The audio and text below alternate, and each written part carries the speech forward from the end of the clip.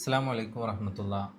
നമ്മളൊക്കെ ഗൾഫിൽ പോകുന്ന സമയത്ത് നമ്മളുടെ അയൽവാസികളോ സുഹൃത്തുക്കളോ പരിചയക്കാരോ ഒക്കെ സാധനങ്ങൾ തരും നമ്മളുടെ ലഗേജിൽ അവരുടെ പരിചയക്കാർക്ക് ഗൾഫിൽ കൊണ്ടുപോയിട്ട് കൊടുക്കാൻ വേണ്ടിയിട്ട്.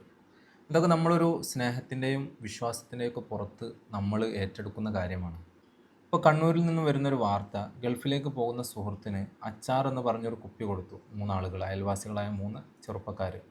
ആ അച്ചാറിൻ്റെ കുപ്പിയിൽ MDMA അതുപോലെ തന്നെ ഹാഷിഷ് ഓയിലുമായിരുന്നു. ഇത്തരത്തിലുള്ള വാർത്തകൾ ഇപ്പം കുറേ ആയി നമ്മൾ കേൾക്കുന്നു.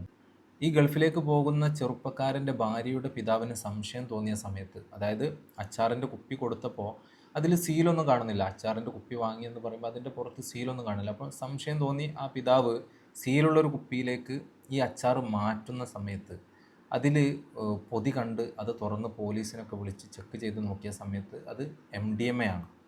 ഈ ചെറുപ്പക്കാരനെങ്ങാനും നമ്മുടെ നാട്ടിലെ എയർപോർട്ടിലെ ചെക്കിംഗ് ഒക്കെ കഴിഞ്ഞ് അവിടെ നിന്ന് ഒരു പ്രശ്നവുമില്ലാതെ ഗൾഫ് നാട്ടിലെത്തി അവിടുത്തെ ചെക്കിംഗ് പോയിന്റിൽ എങ്ങാനും ഇത് പിടിക്കപ്പെടുകയാണെങ്കിൽ 10 വർഷം മിനിമം അവൻ ജയിലിൽ കിടക്കേണ്ടി വരും. എന്തൊരു ക്രൂരതയാണ്!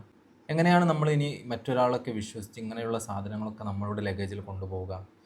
പരമാവധി മറ്റൊരാളുടെ സാധനം നമ്മളുടെ ലഗേജിൽ വെക്കാതിരിക്കുക. ഇനി അങ്ങനെ പാക്ക് ചെയ്ത് കൊണ്ടുപോവുകയാണെങ്കിൽ നമ്മൾ പാക്ക് ചെയ്യുക. ആ സാധനം എന്താണ് എന്ന് നമ്മൾ വാങ്ങിയിട്ട് നമ്മൾ പാക്ക് ചെയ്യാൻ ശ്രമിക്കുക. ഇപ്പോൾ അച്ചാർ വേണമെന്ന് പറഞ്ഞാൽ നമ്മൾ അച്ചാർ വാങ്ങിയിട്ട് അതിൻ്റെ പൈസ അവിടെ എത്തിയിട്ട് വാങ്ങുക. അതല്ലെങ്കിൽ അങ്ങനത്തെ എന്തെങ്കിലുമൊക്കെ സാധനങ്ങൾ വേണമെന്ന് പറഞ്ഞാൽ നമ്മൾ വാങ്ങിയിട്ട് നമ്മൾ പാക്ക് ചെയ്ത് കൊണ്ടുപോവുക.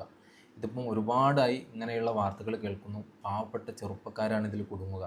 ഒന്നും അറിയാത്ത നിങ്ങൾ അവിടുത്തെ ചെക്കിംഗ് പോയിന്റിൽ എന്ത് പറഞ്ഞിട്ടും കാര്യമില്ല. ഇത് മറ്റൊരാളുടെ ലഗേജാണ്, മറ്റൊരാളുടെ സാധനമാണെന്നൊന്നും പറഞ്ഞിട്ട് ഒരു കാര്യവും ഉണ്ടാവില്ല. അവർ പിടിക്കപ്പെട്ടാൽ മിനിമം 10 വർഷം, ലഹരി കേസിനൊക്കെ മിനിമം 10 വർഷം അവിടെ ജയിലിൽ കിടക്കേണ്ടി വരും.